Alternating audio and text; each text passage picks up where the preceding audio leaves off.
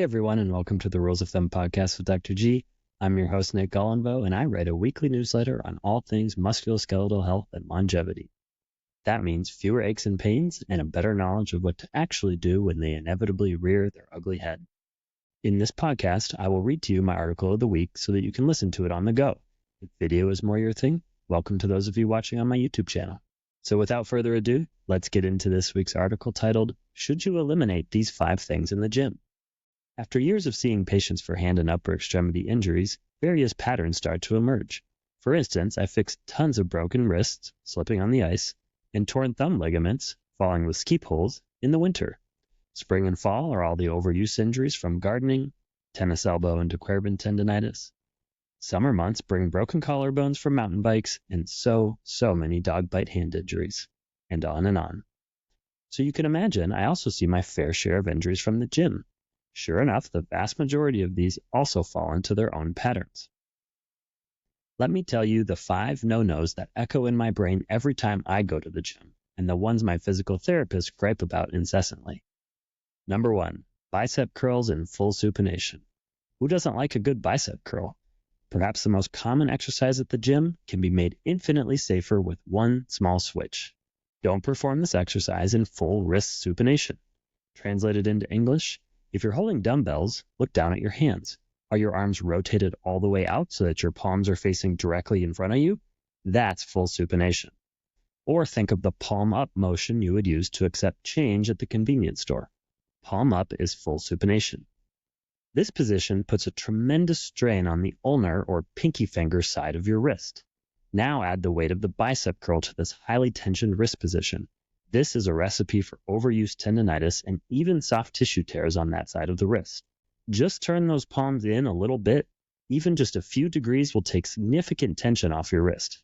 I typically do my curls with my palms turned in about 45 degrees. And in reality, you can apply this to more than bicep curls. Weight bearing and full supination is a highly strained position no matter which exercise you're doing. And here's a pro tip. Preferentially choose dumbbells over barbells. Barbells force you into this fully supinated position to perform the exercise, and if you really want to use a barbell, use the easy bars, which are pictured in the article, that allow you to grip the bar properly. Number 2 is reverse bicep curls. It's probably a pretty good rule of thumb to avoid most exercises with the word reverse in the name. Reverse as in not what your body has evolved for millions of years to do.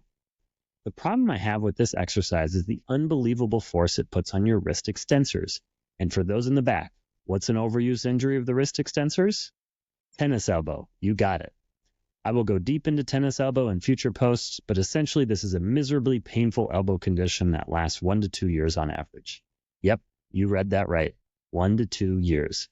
It's caused by an accumulation of small injuries of the wrist extensor muscles that all anchor themselves at the outer elbow. So, unless you want to bring the risk of long-term nagging elbow pain into your life, I'd skip this one. There's plenty of other exercise fish in the sea. Number 3, wrist curls. Let's flip to the other side of the elbow. Every time you flex your wrist or curl it in the palm direction, you activate the wrist flexor muscles that anchor on the inner elbow. This group of muscles is naturally quite strong, particularly with isometrics. Isometrics means contracting but not moving. Imagine the work these muscles do to keep the wrist from flopping while you do bicep curls, even though the wrist isn't moving. Now do me a favor. Curl or flex your wrist in the palm direction as far as it will go. Have you ever done anything functional in life with your wrist in this fully flexed position? Absolutely not.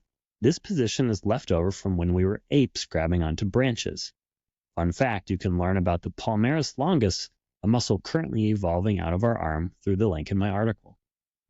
So please don't go to the gym and try to power flex your wrist with wrist curls. Nobody needs this exercise. All this will do is set you on a path to golfer's elbow or medial epicondylitis, another painful and limiting condition that will just set up shop in your elbow for a year or two. Please, just say no. Number 4 is quick transition reps. Have you ever noticed when you start to tire during an exercise, say on rep 8 of a 12-rep set, you tend to speed things up? Resist that urge. 1, you're shortchanging your workout. Stay slow and deliberate and you will get the ultimate benefit from your set. But more importantly, your injury risk skyrockets as you quicken the pace. If you doubt this, pay really close attention next time you do this. Let's take cable tricep pushdowns as an example. If you're rushing through this, you can feel the almost twinge-like tension in your triceps at the top of the motion, right before you initiate another pushdown. This is called eccentric force, and when applied in quick jolts, is highly dangerous to your soft tissues. If you've been around gyms long enough, you've probably heard a story of someone rupturing their biceps tendon. During biceps curls, this always occurs at the very bottom of the rep during an eccentric transition. Even if you're not injuring yourself as dramatically as a snapped biceps tendon, you are accruing microdamage when you rush through quick eccentric transitions. Slow your roll. Get the maximum upside and minimize the downside. Number 5, pushing through any pain other than that glorious muscle burn. No pain, no gain, right? In most cases, wrong.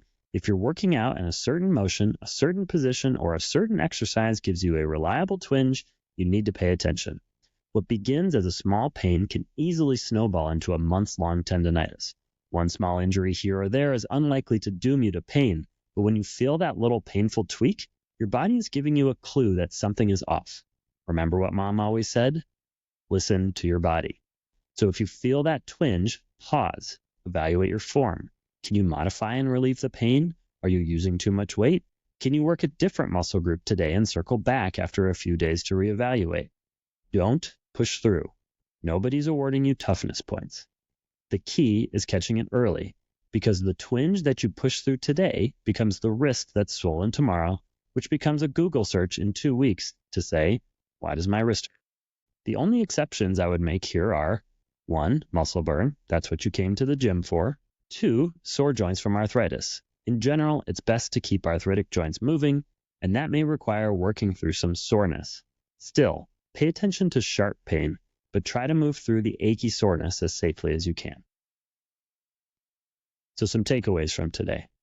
1, reverse anything exercises are probably not a good idea. 2, slow down and avoid quick transitions. You'll maximize your pump and minimize your injury risk. And 3, don't push through pain, but you probably already knew that deep down inside.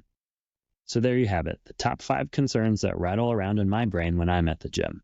My patients are always a bit surprised when I tell them not to do bicep curls or any form of lifting in full supination. And yet, implementing this change almost always cures the wrist pain they came to me for in the first place. Thanks for listening today. We'll see you next time.